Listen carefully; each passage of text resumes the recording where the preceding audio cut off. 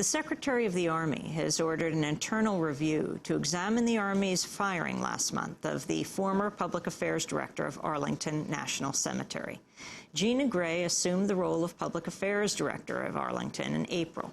She quickly discovered cemetery officials were attempting to impose new limits on media coverage of funerals of the U.S. soldiers killed in Iraq, even after the families of the dead soldiers had agreed to let the press attend. After she pushed for greater media access, she says she was fired in a retaliatory move. Army spokesperson Paul Boyce told the Washington Post, quote, "The goal is to strike the right balance between the family's needs and wishes, which are always top priority, and the interest of the press." Gina Gray joins us on the phone right now from Washington, D.C. Welcome to Democracy Now! Good morning, Amy. Tell us what happened to you, Gina Gray. Why are you no longer the Public Affairs Director at Arlington National Cemetery? Well, I think, as you talked about, I had found some discrepancies with what I was being told and what Army regulations were, and cemetery officials were not following established Army protocol when it came to media access and public affairs. And when I raised the issue and raised my concerns, as a result, I think kind of as time went on, things got a little bit worse, and they finally fired me. Talk about your background. Where else had you worked before going to Arlington? Well, I have spent my entire adult life either in the Army or supporting the Army, doing public affairs. I've done this for almost 13 years now. So this was not something that was new to me. Can you talk about, you had a very short tenure at Arlington National Cemetery. Can you talk about what the families of those who had died wanted? How are they consulted? Well, I think it's important to note that 63% of the families who had a loved one buried from either Operation Iraqi Freedom or Operation Enduring Freedom from 2001 until April 30th of 2008, just a few months ago, 63% of the families had said yes, they did want media coverage. What I think is important is that the families then need to be allowed to define what that coverage means. You know, some families, and everybody grieves differently, some families may want the media there, but they want them farther away. Some families may have no problem with a reporter standing right there next to them. And what has happened is that Arlington officials have essentially taken control away from the families and taken that decision out of the families' hands. And that's what I had the problem with, and that's what I was trying to change. What exactly are the regulations? Well, right now there aren't any.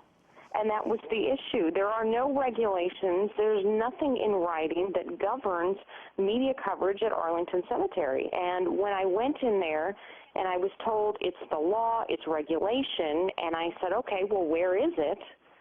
Nothing was produced. Nobody could show me where it said exactly that the media had to stand so far back.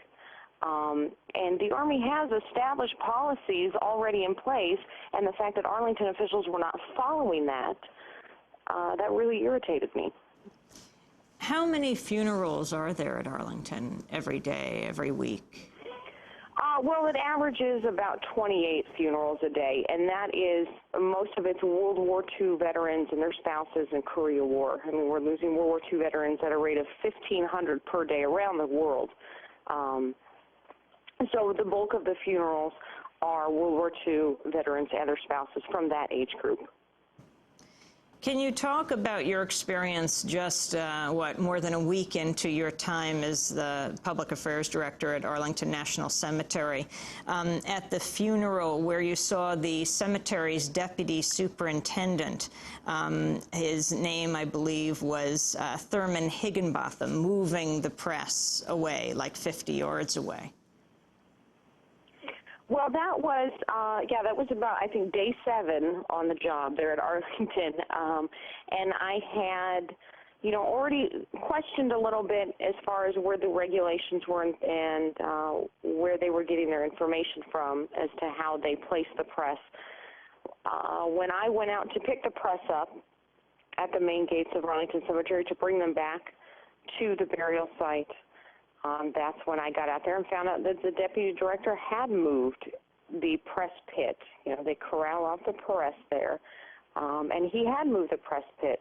And seemingly, I think just because he could. There was really no reason why he moved that. And that's where it became really contentious between him and the reporters. And they argued back and forth as the family was arriving at the burial site, and which of course then, you know, everything has to stop.